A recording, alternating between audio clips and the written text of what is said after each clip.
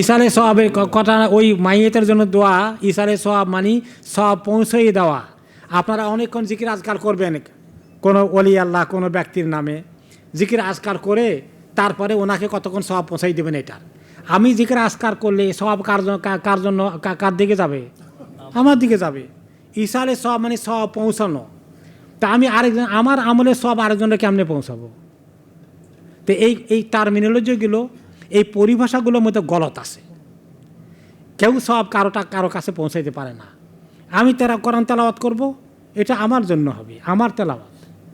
আমরা 3 জনে মিলে 10 জনে মিলে আরেকজনের জন্য আমরা কোরআন এর সব তার রুহের মধ্যে পৌঁছাই দিলাম, বক্সিয়ে দিলাম। বক্সানো বাইর করছে, ফার্সি শব্দ আরবিতে কুলায় নেই, ফার্সিতে গেছে। এগুলো সব এই নকল জিনিস। আমি কেউ মাইয়িত মারা গেছে, আমি চিন্তা করতে পারি যে আমার আব্বা মারা গেছেন, আমি একটা কোরআন শরীফ খতম করব, এটা আমার তেলাওয়াত হবে।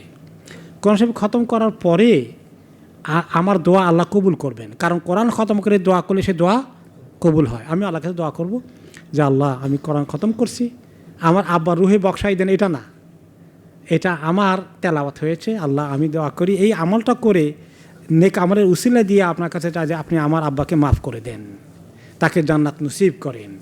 এইটা হলো সহি তরিকা। আর ওনার রুহের মধ্যে বক্সাইয়ে দেন, এই কথা কোনো কোরআন হাদিসে কোনো জায়গায় আসেন। এগুলো আমাদের দেশে কিছু মুখস্থ গদ, এগুলো থেকে সরে আসেন। ঠিক আছে, ওকে, জাযাকুমুল্লাহ খাইরান।